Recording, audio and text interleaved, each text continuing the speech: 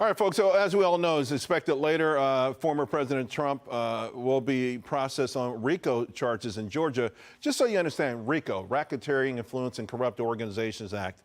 So this law was signed. It was signed into law by Richard Nixon. It was used in the 1970s, mostly to prosecute members of the mafia. Over the years, dozens of states have adopted RICO, and now what they're doing is really widening the use of it. I want to bring in now Judicial Watch President Tom Fitton. And Tom, you actually say that the Trump indictment is an attack on the First Amendment, the 12th Amendment, the 14th Amendment, and the 6th Amendment, right? Yeah, he's going after the lawyers, which is covered. They're going after the lawyers, Charles, which is covered by the 6th Amendment. The 14th Amendment, gives you equal protection of the laws. The 12th Amendment governs challenges to elections that Trump was trying to follow. And of course, the First Amendment relates to free speech and the right to petition your government. And, I'm thinking about this RICO case.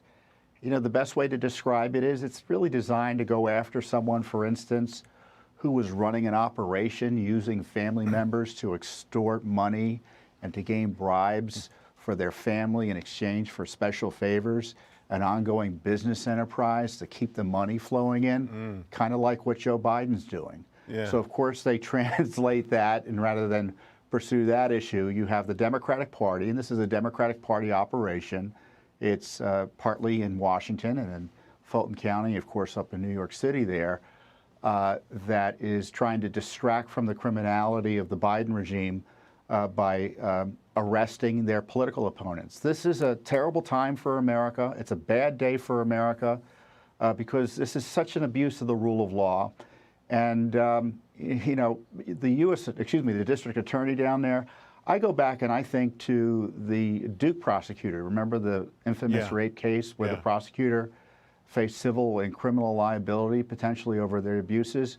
I think that's what we should be thinking about in terms of the district attorney in Georgia, up in New York, and what's going on in the Justice Department. These prosecutors are abusing their offices to target political opponents based on non-crimes, not any crimes. Right. And listen, obviously I'm not a lawyer. I understand what you're referring to with the Hunter Biden thing and stuff. And there certainly feels like from a person from the outside looking in, that would be more of a RICO-inspired case than this. But you're right. Several of the candidates last night talked about the weaponization of the Justice Department. I want you to take a listen. A bigger question about the weaponization of the Department of Justice. When I'm president, the first thing I'll do is fire Merrick Garland. It is wrong.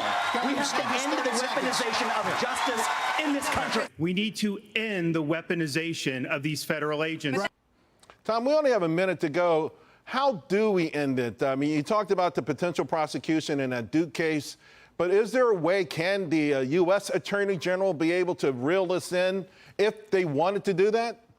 Well, Congress can defund the prosecutions in D.C. They should shut down funding for operations, any federal funding that's helping these offices target Trump and other innocents. So there are ways to do it. They can demand a special counsel in exchange for funding. Dare I say it, they could demand Biden resign in exchange for continued government funding. So I love the candidates talking about this. That's good. But we can't wait a year or two for this to happen. We need to do something now, and we need leadership, not campaigning, because President Trump could be in jail before you know it, which in my view would make the republic almost beyond repair in terms of the rule of law.